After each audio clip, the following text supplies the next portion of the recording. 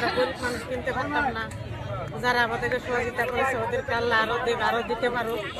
আলাইকুম সহায়ক সহায়ক ধন্যবাদ স্যারকে বক্তব্য দেওয়ার জন্য। আমাদের মাঝে এসে উপস্থিত হয়েছেন আমাদের সহায় জনগোষ্ঠীর অন্যতম উপদেষ্টা জনাব কাজল রহমান। আমার মা বোন সবাই আছে, আমরা এটা নিয়ে আমরা ঈদ করি। এ পর্যায়ে বক্তব্য রাখবার জন্য বিশেষভাবে অনুরোধ করছি সহায় জনগোষ্ঠীর অন্যতম উপদেষ্টা জনাব কাজল রহমান। খোঁজ দিছে, এই জন্য আমরা ওনাদের প্রতি কৃতজ্ঞ। যারা এগুলা আমাদেরকে দিছে সবার সহযোগিতায় আমরা তাদের জন্য সবার জন্য দোয়া করবো। আলহামদুলিল্লাহ, আল্লাহ আসলে এই ছেলেগুলা যে উদ্যোগটা নিচ্ছে, আল্লাহ যেন এদেরকে অনেক ভালো রাখেন।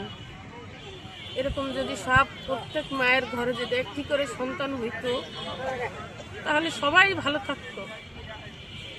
আসলে এরা আমাদেরকে অনেক উপকার করছে, কারণ একটু ভালো খাওয়া এটাই কিন্তু মানুষ ঈদ উপলক্ষে এরা আয়োজন করছে। আল্লাহ এদেরকে ভালো রাখুক, ভালো থাকুক। আমাদের জন্য উপকার হবে পরিবারের। আমরা গরিব মানুষ কিনতে পারতাম না। যারা আমাদেরকে সহযোগিতা করেছে ওদেরকে আল্লাহ আরো দিতে পারো। আল্লাহ সুস্থ রাখুক সবাইকে। আমাদের সম্মানিত অতিথি মহোদয়গণ উপহার তুলে দিচ্ছেন। আপনারা কেউ উঠবেন না, দয়া করে মহোদয়গণ। স্বেচ্ছাসেবী সংগঠন সহায় কতগুলো উদ্যোগী এবং উদ্যমী মানুষের পরিশ্রমের এই সংগঠন, এবং যাদের মধ্যে আছে বিভিন্ন পেশাজীবী সংগঠনের কর্মকর্তাবৃন্দ, বিশেষ করে ডাক্তার, জনপ্রতিনিধি, গণমাধ্যম কর্মীবৃন্দ। তাদের এই চমৎকার উদ্যোগকে আমি স্বাগত জানাই। যেটা জানতে পারলাম যে 750 টাকা দ্রব্য সামগ্রী দেওয়া হচ্ছে মাত্র 5 টাকার একটা টোকেন মূল্যে।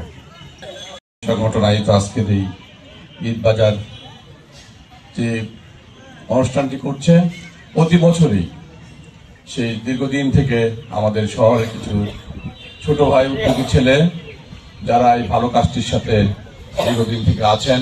শুধু ঈদ বাজার না, আমরা দেখেছি করোনার সময় দীর্ঘদিন ঠাকুরগাঁও চৌরাস্তায় স্বল্পমূল্যে সাধারণ মানুষকে সহযোগিতা করেছে। বন্যার সময়, শীতের সময়, সবসময় এই সংগঠনটি কয়েকদিন আমাদের সবসময় ধন্যবাদ জানাই যে আজকাল সমাজে সামাজিক কাজগুলি করার জন্য, যে সাধারণ মানুষের কাজ, যেটা সাধারণ মানুষ উপকৃত হয়, এলাকার মানুষ উপকৃত হয়, সেই কাজগুলি করার মানসিকতার মানুষ কম পাওয়া যায়। কিন্তু আমাদের এই ছেলেগুলি দীর্ঘদিন থেকে এই সংগঠনটিকে ধরে রেখেছে।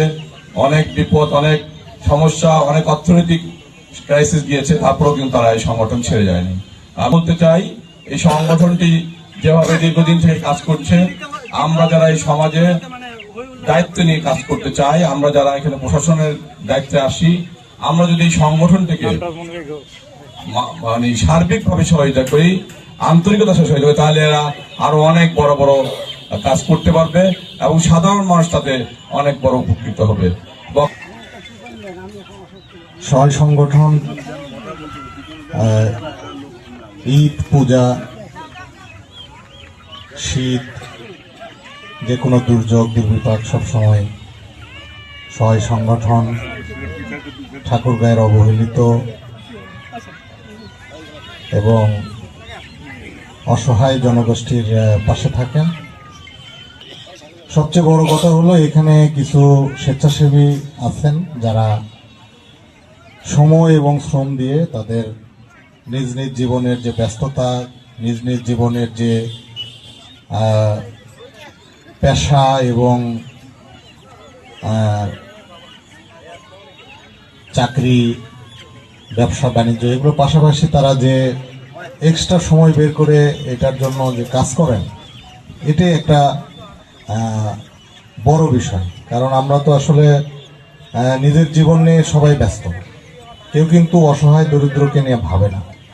ভাবলেও হয়তো ফেসবুকে একটু বিভিন্ন কিছু এগুলো বলে যে আহারে কি কষ্ট, কি দুঃখ, এগুলো ভার্চুয়াল কিছু কথাবার্তা, সমবেদনা, একটু শেয়ারিং, ফেসবুকে লাইক, কমেন্ট, এইগুলো এই বলতে শেষ। কিন্তু বাস্তবে মাঠে দাঁড়িয়ে কাজ করা, মানুষের পাশে দাঁড়ানো, নিজের বেতনের টাকা থেকে কিছু টাকা তাদেরকে দান করা, নিজের ব্যবসার তহবিল থেকে কিছু টাকা দিয়ে সাহায্য সহযোগিতা করা, এত বড় মনের মানুষ খুব কম। আমরা সামাজিক বিভিন্ন কর্মকাণ্ড করতে গিয়ে যেগুলো অভিজ্ঞতা লাভ করেছি, সেখান থেকে দেখা যায় যে এই শ্রেণীর মানুষ খুবই কম যারা ঘরের খেয়ে বনের মোষ তাড়াতে ব্যস্ত।